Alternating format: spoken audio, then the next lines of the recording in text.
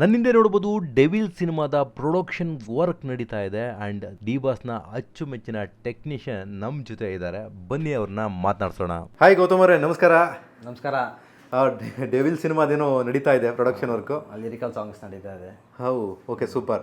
ನನಗೆ ಗೊತ್ತಿದ್ದಂಗೆ ದರ್ಶನ್ ಅವರ ಅಚ್ಚುಮೆಚ್ಚಿನ ಟೆಕ್ನಿಷಿಯನ್ ನೀವು. ಅವರ ಹಲವು ಸಿನಿಮಾಗಳಿಗೆ ಮೋಷನ್ ಪೋಸ್ಟರ್ ಹಾಗೂ ಲಿರಿಕಲ್ ಸಾಂಗ್ಗಳನ್ನು ನೀವೇ ಮಾಡಿದ್ದೀರಾ ಹಾಗೂ ಈಗಲೂ ಸಹ ನೀವೇ ಮಾಡ್ತಾ ಇದ್ದೀರಾ. ಸೊ ಅವರ ಜೊತೆ ಕೆಲಸ ಮಾಡುವಂತಹ ಎಕ್ಸ್ಪೀರಿಯನ್ಸ್ ಹೇಗಿತ್ತು? ತುಂಬ ಚೆನ್ನಾಗಿತ್ತು. ಸೊ ನಾವು ದರ್ಶನ್ ಸರ್ದು ನಾವು ಆ್ಯಕ್ಚುಲಿ ಐರಾವತದಿಂದ ಸ್ಟಾರ್ಟ್ ಮಾಡಿದ್ದೀವಿ. ಸೊ ಐರಾವತ 2014 ಸ್ಟಾರ್ಟ್ ಮಾಡಿದ್ದೆ ಆ್ಯಕ್ಚುಲಿ ಅವ್ರದ್ದು. ಸೊ ಅಲ್ಲಿಂದ ಹಂಗೆ ನಡ್ಕೊಂಡು ಬರ್ತಾ ಇದೆ. ಸೊ ಈ ಡೆವಿಲ್ ಸಿನಿಮಾ ಟೈಮಲ್ಲಿ ಏನಾದರೂ ಬಾಸ್ನ ಮೀಟ್ ಆಗಿದ್ದೀರಾ? ಡಿ ಬಾಸ್ನ? ಡೆವಿಲ್ ಸಿನಿಮಾದ ಟೈಮಲ್ಲಿ ಮೀಟ್ ಆಗಿದ್ವಿ. ಹೌದು, ಮೊನ್ನೆ ರೀಸೆಂಟಾಗಿ ಕರೆಸಿದ್ರು. ಸೊ ಸಾಧು ಸರ್ ಸ್ಟುಡಿಯೋದಲ್ಲಿ ಡಬ್ಬಿಂಗ್ ವರ್ಕ್ ನಡೀತಾ ಇತ್ತು ದರ್ಶನ್ ಸರ್ದು. ಅವಾಗ ಕರೆಸಿದ್ರು. ಸೊ ಇದೇ ಲಿರಿಕಲ್ ವಿಡಿಯೋಸ್, ಮೋಷನ್ ಪೋಸ್ಟರ್ಸ್ ಎಲ್ಲ ಮಾಡಬೇಕಿತ್ತು ಅಂತ ಕರೆದಿದ್ರು ಪ್ರಕಾಶ್ ಸಾರು. ಸೊ ಹೋಗಿದ್ವಿ. ಅವಾಗ ಎಲ್ಲರೂ ಇದ್ದರು, ನಮಗೆ DOP ಸಾರು, ಸುಧಾಕರ್ ಸಾರು ಎಲ್ಲ ಇದ್ದರು. ಸೊ ಎಲ್ಲ ಕೂತ್ಕೊಂಡು ಡಿಸ್ಕಸ್ ಮಾಡಿ ಈ ಥರ ಬರಬೇಕಿತ್ತು ಥರ ಅಂತೇಳಿ ಡಿಸ್ಕಷನ್ ಮಾಡ್ಕೊಂಡು ಬಾಸು ಇದ್ರು. ಅವತ್ತು ಬಂದರು ಅವರು. ಬಾಸ್ ಏನು ಹೇಳಿದ್ರು? ಸಿನಿಮಾ ಬಗ್ಗೆ ಏನು ಹೇಳಿದ್ರು ಬಾಸು? ಇಲ್ಲ, ಸಿನಿಮಾ ಬಗ್ಗೆ ಆ ಮೂಮೆಂಟ್ ಏನು ಹೇಳಿಲ್ಲ ಅವರು. ಯಾಕಂದರೆ ಅವತ್ತು ಅವ್ರಿಗೆ ಅದೇ ಲೈಕ್ ಅವ್ರಿಗೆ ಗೊತ್ತಲ್ಲ. ಆದರೆ ಆಗ್ತಾನೆ ಬಂದರು ಅವರು 11 ಗಂಟೆಗೆ. ನಾನು 10:30ಗೆ ಹೋಗಿದ್ದೆ. ಬಾಸ್ 11 ಗಂಟೆಗೆ ಬರ್ತಾರೆ ಅಂತ ಹೇಳಿದರು ನನಗೆ. ಆ್ಯಕ್ಚುಲಿ ದರ್ಶನ್ ಸರ್ ಬರ್ತಾರೆ 11 ಗಂಟೆಗೆ, ಅಷ್ಟೊತ್ತಿಗೆ ಮುಗಿಸೋಣ ಮೀಟಿಂಗು ಅಂತ ಹೇಳಿದರು. ಬಟ್ ಅದೇ ಅಷ್ಟೊತ್ತಿಗೆ ನಾವು ಮಾತಾಡೋ ಅಷ್ಟೊತ್ತಿಗೆ ಕರೆಕ್ಟಾಗಿ 11 ಗಂಟೆಗೆ ಅವರು ಬಂದರು. ಸೊ ಬಂದಾಗ ಅವ್ರಿಗೆ ಗೊತ್ತಲ್ಲ, ಅವ್ರು ಬಂದಾಗ ಆಬ್ವಿಯಸ್ಲಿ ಸ್ವಲ್ಪ ಎಲ್ಲ ಇದಾಗುತ್ತೆ. ಮತ್ತು ಅವ್ರಿಗೆ ಡಬ್ಬಿಂಗ್ ಬೇರೆ ವರ್ಕ್ ಬೇರೆ ಮುಗಿಸ್ಬೇಕಿತ್ತು ಅಂತ ಆ ಮೂಮೆಂಟಲ್ಲಿ ಹೋದರು. ಮತ್ತೆ ಬಂದರು. ಅಷ್ಟೊತ್ತು ನಮ್ಮದು ಮಾತುಕತೆ ಎಲ್ಲ ಮುಗಿತಾ ಇತ್ತು. ಸೊ ಅವರು ಬಂದು ಜಾಯ್ನ್ ಆದರು. ಸೊ ಈ ಥರ ಮಾಡೋಣ, ಚೆನ್ನಾಗಿ ಮಾಡೋಣ ಅಂತೇಳಿ ತುಂಬ ಇದು ಮಾಡಿದ್ರು. ಸೊ ಅವ್ರದ್ದು ಆಲ್ರೆಡಿ ನಾವು ಅವ್ರ ಜೊತೆಲಿ ವರ್ಕ್ ಮಾಡಿರೋದ್ರಿಂದ, ಕಾಟೇರ ಆಗಿರ್ಬೋದು, ರಾಬರ್ಟ್ ಆಗಿರ್ಬೋದು, ಸೊ ಈ ಥರ ಎಲ್ಲ ವರ್ಕ್ ಮಾಡ್ಕೊಂಡು ಬಂದಿರೋದ್ರಿಂದ, ಯಜಮಾನ ಆಗಿರ್ಬೋದು. ಸೊ ಅವರು ಆಲ್ರೆಡಿ ನಮ್ಮ ಹೆಸರು ಗೊತ್ತಿತ್ತು, ನಾವು ಮೀಟು ಆಗಿದ್ದೀವಿ ಅವ್ರಿಗೆ. ಲೈಕ್ ಆ ಮೂಮೆಂಟಲ್ಲಿ ನಮಗೆ ಬಂದು ನಮಗೆ ಅವ್ರಿಗೆ ಮಾತಾಡ್ಸ್ಕೊಂಡು, ಲಾಸ್ಟ್ ಟೈಮ್ ಒಂದ್ಸಲ ಹಂಗೆ ಮನೆಗೆ ಹೋದಾಗಲೂ ಅಷ್ಟೇ ಅವರೇ ಬಂದು ಮಾತಾಡ್ಸಿದ್ರು ದರ್ಶನ್ ಸಾರು. ಚೆನ್ನಾಗಿದ್ದೀರಾ ಸರ್ ಅಂತ ಅಂದರು. ಬಾಸ್ ಚೆನ್ನಾಗಿದ್ದೀವಿ ಅಂತೇಳಿ. ನಾವು ಅಂದರೆ ಲೈಕ್ ಆ ವರ್ಕನ್ನು ಅಷ್ಟು ಅವ್ರು ಪ್ರೀತಿ ಮಾಡುತ್ತಾರೆ, ನಮ್ಮನ್ನು ಗುರುತಿಟ್ಕೊತಾರೆ ಎಷ್ಟೋ ವರ್ಷ ಆದ್ರೂ. ಅದೆಲ್ಲ ಒಂದು ಅವ್ರಾಗವರೇ ಬಂದು ನಾವು ಮಾತಾಡ್ಸೋದಿದೆಯಲ್ಲ, ಅದೊಂಥರ ನಮಗೊಂದು ಖುಷಿ ಆಗುತ್ತೆ. ನಾವು ಏನು ಅನ್ಕೋತಾರೆ, ನಾವು ಬಿಸಿ ಇದ್ದಾರೆ ಅಂತ ಅನ್ಕೊಂಡಾಗ ಅವ್ರು ಮರ್ತೋಗಿದ್ರು, ಟಕ್ಕಂತ ಹಿಂಗೆ ಹೋಗಿ ಹಿಂಗೆ ಬಂದು ಹಿಂಗೆ ಮಾತಾಡಿಸ್ತಾರೆ. ಆ ಥರ ಒಂಥರ ಖುಷಿ ಅನಿಸುತ್ತೆ ಆ ಥರ ನೋಡಿದಾಗ. ಮೊನ್ನೆ ನನಗೆ ಅನಿಸ್ತಾ ಇದ್ದು, ಇಂತಹ ಒಂದು ದೊಡ್ಡ ನಟರು ಇಲ್ಲ ಅಂದರೆ ಎಷ್ಟೋ ಜನರಿಗೆ ಕೆಲಸನೇ ಸಿಗೋದಿಲ್ಲ. ಹೌದು, ಈ ಮಾತು ಎಷ್ಟು ನಿಜ ಅನಿಸುತ್ತೆ ನಿಮಗೆ? ಇಲ್ಲ, ಖಂಡಿತ ದೊಡ್ಡ ನಟರು, ಖಂಡಿತ ದೊಡ್ಡ ಸಿನಿಮಾ, ದೊಡ್ಡ ನಟರು ಎಲ್ಲರೂ ಇಂಪಾರ್ಟೆಂಟ್ ಆಗುತ್ತೆ ಆ್ಯಕ್ಚುಲಿ. ಸೊ ಟೆಕ್ನಿಷಿಯನ್ಸ್ ಅಂತ ಬಂದಂದಾಗ ಈಗ ಕೆಲವೊಬ್ರು ಬಜೆಟ್ ಇರುತ್ತೆ, ಕೆಲವೊಂದು ಬಜೆಟ್ ಇರಲ್ಲ. ಸೊ ಈ ಥರ ಎಲ್ಲ ಬಂದಾಗ ನಮಗೆ ಬಜೆಟ್ ಕೊಡಲಿ ಬಿಡಲಿ, ನಮ್ಗೆ ಇದೊಂಥರ ನಮ್ಮ ತರುಣ ಯಾವಾಗಲೂ ಹೇಳ್ತಿರ್ತಾರೆ, ದರ್ಶನ್ ಸರ್ ಒಂಥರ ಸಮುದ್ರ ಥರ, ನಮ್ಮ ಕೈಲಿ ಎಷ್ಟಾಗುತ್ತೋ ಅಷ್ಟು ಹಿಡ್ಕೋಬೇಕು ನಾವು ಅಂತ. ಸೊ ಆ ಸಮುದ್ರ ನಮ್ಗೆ ಎಷ್ಟು ನಾವು ನಮ್ಮ ಒಂದು ಎಫರ್ಟ್ನ ಹಾಕಿ ನಾವು ಚೆನ್ನಾಗಿ ಮಾಡ್ತೀವಿ ಅಂದರೆ ಲೈಕ್ ನಮ್ಮ ಕೆಲಸ ನಾವು ಚೆನ್ನಾಗಿ ಮಾಡ್ಕೊಡ್ತೀವಿ, ಆಗ ಖಂಡಿತ ಎಲ್ಲ ಒಳ್ಳೆಯದಾಗತ್ತೆ. ಸೊ ಅಲ್ಲ, ನನಗನ್ಸಿದ್ದು ಮೊನ್ನೆ ಈಗ ಅವರು ಒಳಗಡೆ ಇರೋದ್ರಿಂದ ಇವತ್ತು ಎಷ್ಟೋ ಜನಕ್ಕೆ ಟೆಕ್ನಿಷಿಯನ್ಸ್ಗೆ ಕೆಲಸ ಇಲ್ದಂಗೆ ಆಗಿದೆ ಅನ್ಸುತ್ತೆ. ಹೌದು. ಯಾಕಂದರೆ ಅವ್ರು ಇದ್ದಿದ್ರೆ ಇವಾಗ ಇನ್ನೂ ಎಷ್ಟೋ ಸುಮಾರು ಸಿನಿಮಾಗಳು ಶೂಟಿಂಗ್ ಆಗ್ತಾ ಇತ್ತು, ಎಷ್ಟೋ ಜನ ಟೆಕ್ನಿಷಿಯನ್ಸ್ಗೆ ಕೆಲಸ ಸಿಗ್ತಾ ಇತ್ತು. ಹೌದು. ಸೊ ಅದು ಈಗಿಲ್ಲ ಅನ್ನೋ ಒಂದು ಕೊರತೆ ಇದೆ. ಹೌದು, ಸದ್ಯಕ್ಕಿಲ್ಲ, ಬರ್ತಾರೆ ಖಂಡಿತ, ಮತ್ತೆ ಸ್ಟಾರ್ಟ್ ಮಾಡೋಣ, ಹೋಪ್ ಇದೆ. ಖಂಡಿತ. ಸೊ ನೆಕ್ಸ್ಟ್ ಏನು ಅವ್ರ ಜೊತೆ ಯಾವ ಎಕ್ಸ್ಪೀರಿಯನ್ಸ್ ನಿಮಗೆ ಒಳ್ಳೆ ಎಕ್ಸ್ಪೀರಿಯನ್ಸ್ ಇದೆ ಹಂಚ್ಕೊಬೋದಾ? ಅದೇ ನನಗೆ ಯಜಮಾನ ಟೈಮಲ್ಲಿ ಒಂದ್ಸಲ ಸಿಕ್ಕಿದ್ರು. ಸೊ ಅವಾಗ ಇನ್ನೂ ಸ್ಟಾರ್ಟಿಂಗ್ ಆಗಿರೋದ್ರಿಂದ ನಮ್ಗೆ ಅಷ್ಟೊಂದು ಇದಾಗಿರಲಿಲ್ಲ, ಬಟ್ ಚೆನ್ನಾಗಿದೆ, ವರ್ಕ್ ಚೆನ್ನಾಗಿದೆ ಅಂತ ಹೇಳಿದ್ರಂತೆ. ಸೊ ನಾವು ಕೇಳಲ್ಪಟ್ಟಿದ್ವಿ ಆ ಟೈಮಲ್ಲಿ. ಸೊ ಅದಾದಮೇಲೆ ರಾಬರ್ಟ್ ಅಂತ ಬಂದಾಗ, ರಾಬರ್ಟ್ ಮಾಡಬೇಕು ಅಂತ ತರುಣ ಬಂದಾಗ ಟೀಸರ್ ಕಟ್ ಮಾಡಿದ್ದು. ಸೊ ಟೀಸರ್ ಲಾಂಚ್ ಇತ್ತು ಮಿಡ್ನೈಟ್ 12 o'clock. ಆವಾಗ ಕರೆಸಿದ್ರು ಮನೆಗೆ, ಲೈಕ್ ಬಾಮಗ ಅಂತ ತರುಣ ಹೇಳಿದರು. ಸೊ ಹೋಗಿ ಅವತ್ತು ಅವರು ಮೀಟ್ ಮಾಡಿದ್ರು. ಆ್ಯಕ್ಚುಲಿ ಅದು ಫಸ್ಟ್ ಟೈಮ್ ನಾವು ಮೀಟ್ ಮಾಡಿದಾಗ, ಲೈಕ್ ಫೇಸ್ ಟು ಫೇಸ್ ಮಾತಾಡಿದ್ದು ನಾವು ಅವಾಗ. ಸೊ ಅಲ್ಲಿಂದನೂ ಹಂಗೆ ನೆನ್ಪಿಟ್ಕೊಂಡು, ಅದಾದಮೇಲೆ ರಾಬರ್ಟ್ ಟ್ರೈಲರ್ ಆಯಿತು, ಮೋಷನ್ ಪೋಸ್ಟರ್ ಬಿಟ್ವಿ, ಅದು ಎಲ್ಲ ಚೆನ್ನಾಗಿ ಒಳ್ಳೆ ರೆಸ್ಪಾನ್ಸ್ ಬಂತು. ಸೊ ಹಂಗೆ ಅದಾದಮೇಲೆ ಕಾಟೇರ ಟೈಮಲ್ಲೂ ಕರೆಸಿದ್ರು. ಸೊ ನಾನು 3-4 ಟೈಮ್ಸ್ ಮೀಟ್ ಮಾಡಿದ್ದೀನಿ. ಸೊ ಹೋದಾಗ ಕಾಟೇರ ಮೋಷನ್ ಪೋಸ್ಟರ್ ಮಾಡಿದ್ವಿ, ಆ ಟೈಮಲ್ಲೂ ಕರೆದಿದ್ರು, ಹೋಗಿದ್ವಿ 12 o'clock ಮಿಡ್ನೈಟ್ಗೆ ಹೋಗಿದ್ವಿ ಅವಾಗಲೂ. ಸೊ ಅವಾಗ ಏನು ಜನ ನೋಡಿಬಿಟ್ರೆ ಆ ಲೆವೆಲ್ಗೆ ಹೆಂಗಪ್ಪ ಅನ್ನೋ ಲೆವೆಲ್ಗೆ ನಮಗೆ ಇದಾಗ್ಬಿಡೋದು. ಸೊ ಹಂಗಾಗಿ ತರುಣ್ ಅವರೇ ಕರೆಸಿದ್ರಿಂದ ಹೋಗಿ ಅವ್ರ ಜೊತೆಲಿದ್ದು ಮಾತಾಡಿ, ಅವರು ಮಾತಾಡಿದ್ವಿ, ಸರ್ ಈ ಥರ ಮಾಡಿದ್ವಿ, ಚೆನ್ನಾಗಿ ಮಾಡಿದ್ವಿ ಅಂತ. ಅವ್ರನ್ನೇ 3D ಮಾಡಿದ್ವಿ ನಾವು ಆ್ಯಕ್ಚುಲಿ ದರ್ಶನ್ ಸರ್ನ ಕಾಟೇರದಲ್ಲಿ. ಅವ್ರು ನೋಡ್ಬೋದು, ಅವ್ರು ಫುಲ್ ಅವ್ರನ್ನೇ 3D ಮಾಡಿಕೊಂಡು ಅನಿಮೇಷನ್ ಮಾಡಿದ್ದು ನಾವು. ಸೊ ಕಾನ್ಸೆಪ್ಚುಯಲ್ ಮೋಷನ್ ಪೋಸ್ಟ್ ಅಂತೀವಿ ಅದಕ್ಕೆ. ಸೊ ಕಾನ್ಸೆಪ್ಟ್ ಅಂತ ರೆಡಿ ಮಾಡಿಕೊಂಡು ತರುಣ ಹೇಳಿದ್ರು, ಇನ್ಪುಟ್ಸ್ ಎಲ್ಲ ತೊಗೊಂಡು ಸೊ ಮಾಡಿದ್ವಿ, ಚೆನ್ನಾಗಿದೆ, ಸಖತ್ತಾಗಿ ಮಾಡಿದ್ದೀರಾ ಅಂತ ಹೇಳಿದ್ರು. ಅದರಲ್ಲೂ ಒಂದು ಸಣ್ಣ ಪುಟ್ಟ ಕರೆಕ್ಷನ್ಸು ಹೇಳಿದ್ರು. ಅಂದರೆ ಲೈಕ್ ಅವರು ಡೀಟೇಲಿಂಗ್ ಅಬ್ಸರ್ವೇಷನ್ ಮಾಡ್ತಾರೆ ಅನ್ನೋದಕ್ಕೆ ಸಣ್ಣ ಪುಟ್ಟದ್ದು ಏನೋ ಒಂದು ಚಿಕ್ಕದನ್ನು ಅವರು ಹಿಂಗೆ ಹೇಳಿದ್ರು. ಅಲ್ಲ ಭಾರಿ ಖುಷಿ ಆಯಿತು. ಅದು ಬಿಟ್ಟು ಇನ್ನು ಮಿಕ್ಕಿದೆಲ್ಲ ಸಕ್ಕತ್ತಾಗಿ ಬಂದಿದೆ ಅಂತೇಳಿ ಅವತ್ತು ಅವ್ರ ಜೊತೆಲಿ ಕೂತ್ಕೊಂಡು ಊಟ ಮಾಡಿ ಒಂಥರ ತುಂಬ ಒಂದು ಒಳ್ಳೆಯ ಅನುಭವಗಳು. ತುಂಬ ಚೆನ್ನಾಗಿ ನೋಡ್ಕೊಂಡು ಅವತ್ತು ಆ್ಯಕ್ಚುಲಿ. ಹೇಗೆ ಅವ್ರ ಕ್ಯಾರೆಕ್ಟ್ರು ನಿಮ್ಗೆ ಏನು ಅನಿಸುತ್ತೆ ಆ ವ್ಯಕ್ತಿತ್ವ? ಇಲ್ಲ, ನಾವು ಅದೇ ಹೇಳಿದ್ನಲ್ಲ, ಒಂದು 3-4 ಟೈಮ್ಸ್ ಮೀಟ್ ಮಾಡಿದ್ದೀನಿ ನಾನು. ಸೊ ತುಂಬ ಡೌನ್ ಟು ಅರ್ತ್ ಸರು. ಏನಂತಂದರೆ ಲೈಕ್ ಟೆಕ್ನಿಷಿಯನ್ಸ್ ಅಂದರೆ ಅಷ್ಟೇ ಮರ್ಯಾದೆ ಕೊಡ್ತಾರೆ. ಸೊ ಆಮೇಲೆ ನಮ್ಗೆ ಏನಂತಂದರೆ ಅವರು ಒಂದ್ಸರಿ ನೋಡಿದ್ರೆ ಅವರು ಒಂದು 5 ವರ್ಷ ಬಿಟ್ಕೊಂಡೋದ್ರು ಅವ್ರು ನಮ್ಮನ್ನು ನೆನ್ಪಿಟ್ಕೊಂಡಿರ್ತಾರೆ. ಲೈಕ್ ಆ ಥರ ಮಂಚ. ಅಂದರೆ ಯಾರೋ ನೋಡ್ಬಿಟ್ಟು, ಅಂದರೆ ಅವ್ರಿಗೆ ಇರೋಂಥ ಒಂದು ಫ್ಯಾನ್ಸ್ ಇದರಲ್ಲಿ ತುಂಬ ಜನ ಇದ್ದಾರೆ, ತುಂಬ ಕೋಟ್ಯಾಂತರ ಅಭಿಮಾನಿಗಳಿದ್ದಾರೆ. ಆಮೇಲೆ ಕೋಟ್ಯಾಂತರ ಜನ ಅವ್ರನ್ನ ಮೀಟ್ ಮಾಡ್ತಿರ್ತಾರೆ, ಹೋಗ್ತಿರ್ತಾರೆ, ಬರ್ತಿರ್ತಾರೆ. ಬಟ್ ಅಂಥದ್ರಲ್ಲೂ ನಮ್ಮನ್ನ ಒಬ್ಬರನ್ನ ಅವರು ನೆನ್ಪಿಟ್ಕೊಂಡು ಇವರು ಇದು ಮಾಡಿರೋರು ಅಂತ ಇಟ್ಕೊಂಡು ಟೆಕ್ನಿಷಿಯನ್ಸ್ ಅಂತ ಇಟ್ಕೊಂಡು ಅದನ್ನ ನಮ್ಮನ್ನು ಗುರುತಿಸಿ ಮಾತಾಡ್ತಿದೆಯಲ್ಲ, ಅದಕ್ಕಿಂತ ಒಬ್ಬ ಟೆಕ್ನಿಷಿಯನ್ಸ್ಗೆ ಇನ್ನೇನು ಬೇಕು ಹೇಳಿ? ಯಾರೋ ಒಬ್ಬರು ನಮ್ಮ ದೊಡ್ಡ ವ್ಯಕ್ತಿ ನಮ್ಮನ್ನು ಗುರುತಿಸಿದು ಮಾತಾಡ್ತಿದ್ದಾರೆ ಅಂತ ಬಂದಾಗ ಅದು ನಮಗೆ ಅದೊಂಥರ ತುಂಬ ಖುಷಿ ಕೊಡುತ್ತೆ. ನಮ್ಗಿನ್ನೂ ಒಂಥರ ಕೆಲಸ ಮಾಡೋಕೆ ಹುಮ್ಮಸ್ ಕೊಡುತ್ತೆ. ಈ ಮೋಷನ್ ಪೋಸ್ಟರ್ ಹೇಗೆ ವರ್ಕ್ ಆಗುತ್ತೆ, ಹೇಗೆ ಮಾಡ್ತೀರಾ? ಈ ಲೇಯರ್ಸ್ಗಳೇನು ಇದು ಇಷ್ಟೊಂದು ಸಿಕ್ಕಾಪಟ್ಟೆ ಲೇಯರ್ಸ್? ಇದು ಎಡಿಟಿಂಗ್ ಟೈಮ್ ಲೈನ್. ಇದು ಲಿರಿಕಲ್ ವಿಡಿಯೋ ಮನೆ ಬಿಟ್ವಲ್ಲ, ಸೊ ಅದರ ಟೈಮ್ ಲೈನ್ ಇದು. ಸೊ ಇದು ಎಡಿಟಿಂಗು.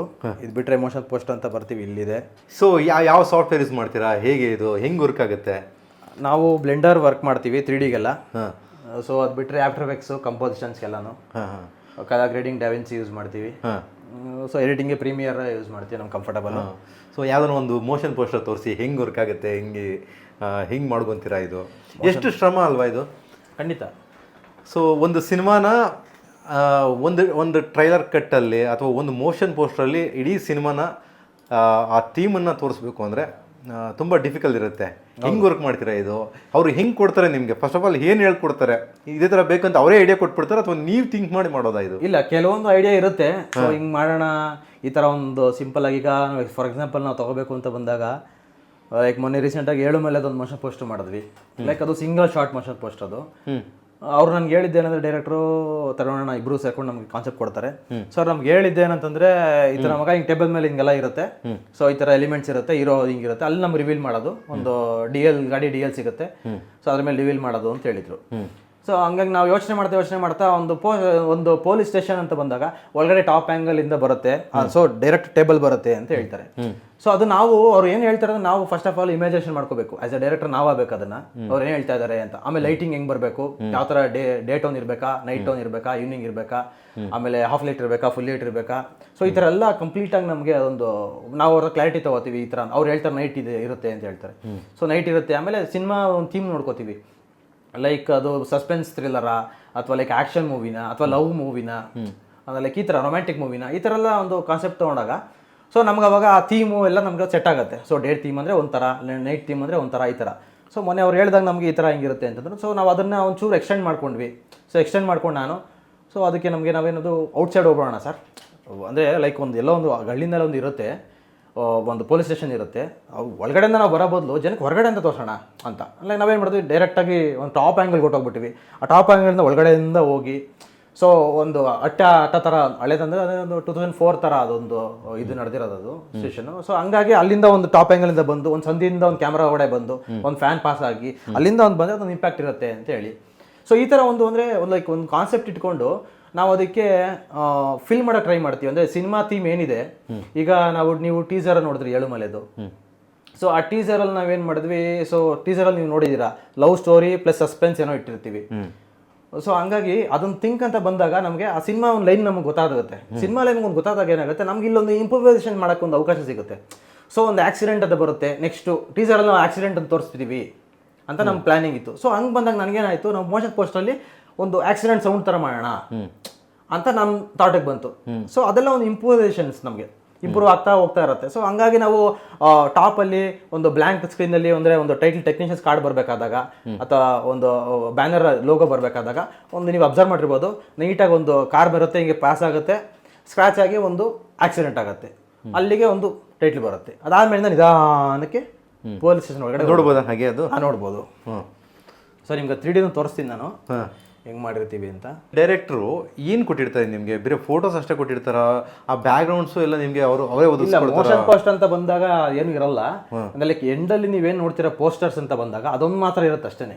ಕೆಲವೊಂದು ಮೋಷನ್ ಪೋಸ್ಟರ್ ಅದು ಇರಲ್ಲ, ನಾವು ಕಾನ್ಸೆಪ್ಟುವಲ್ ಆಗಿ ಮಾಡಬೇಕಾಗುತ್ತೆ ಫುಲ್ ಕಂಪ್ಲೀಟ್ ಆಗಿ.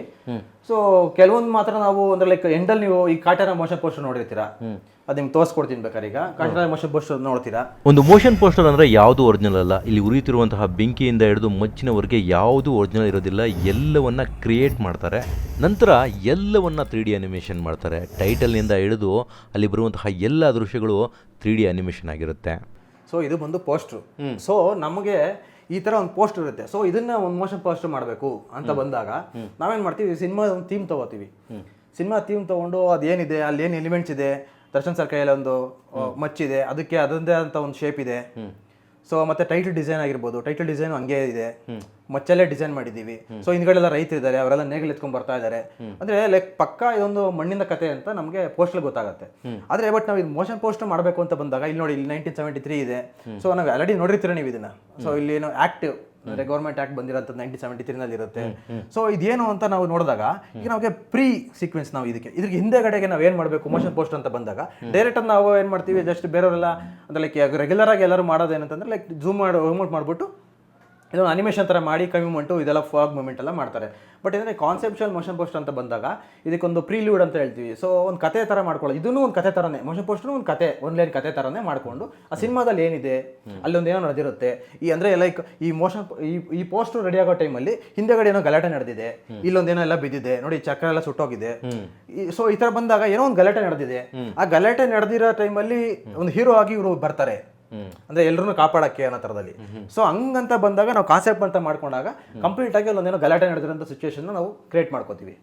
ಲೈಕ್ 2D ಆಗಿರ್ಬೋದು, 3D ಆಗಿರ್ಬೋದು, ಅದೊಂದು ಕ್ರಿಯೇಟ್ ಮಾಡ್ಕೋತೀವಿ. ಅದನ್ನ ಕ್ರಿಯೇಟ್ ಮಾಡ್ಕೊಂಡು ಏನು ಮಾಡ್ತೀವಿ, ಪ್ರತಿಯೊಂದನ್ನು ಒಂದು ಲೈನ್ ಅಪ್ ಮಾಡಿಕೊಂಡು ಫಸ್ಟ್ ಬ್ಯಾನರ್ಸು ಅಥವಾ ಇನ್ನೊಂದು ಮತ್ತೊಂದು ಇದೆಲ್ಲ ಒಂದು ಲೈನ್ ಅಪ್ ಮಾಡಿಕೊಂಡು ಅವ್ರ ಹೆಸರನ್ನ ಒಂದು ಇದ್ರ ಥರ ತೋರಿಸ್ಕೊಂಡು, ಸೊ ಅದಾದ್ಮೇಲಿಂದ ನಾವು ಪ್ರತಿಯೊಂದು ಎಲಿಮೆಂಟ್ಸ್ನ ನಾವು ತೋರಿಸ್ಕೊಂಡು ಬಂದು ಫೈನಲ್ ಆಗಿ ಈ ಪೋಸ್ಟಿಗೆ ಬರ್ತೀವಿ. ಆ್ಯಂಡ್ ಈ 3D ಅನಿಮೇಷನ್ ಹೇಗೆ ಮಾಡ್ತಾರೆ, ಆ್ಯಂಡ್ ಟ್ರೈಲರ್ ಕಟ್ ಹೇಗೆ ಮಾಡ್ತಾರೆ, ಆ್ಯಂಡ್ ಡಿವಾಸಿಂದ ಯಾವೆಲ್ಲ ಸಿನಿಮಾಗಳು ಇವ್ರಿಗೆ ಸಿಕ್ಕಿದೆ, ಆ್ಯಂಡ್ ಎಲ್ಲ ಮಾಹಿತಿಯನ್ನು ನೆಕ್ಸ್ಟ್ ಎಪಿಸೋಡ್ನಲ್ಲಿ ತಿಳಿಸ್ತೇನೆ.